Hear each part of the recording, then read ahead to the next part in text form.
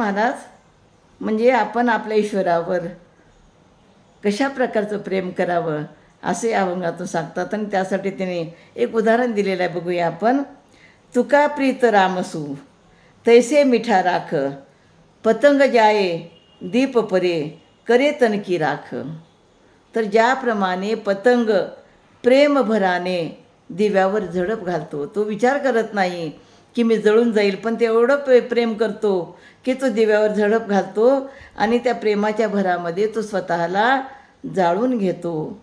ते पतंगाचे प्रेम जसे खरे असते, म्हणजे तो विचार करत नाही, त्याचं प्रेम खरं आहे.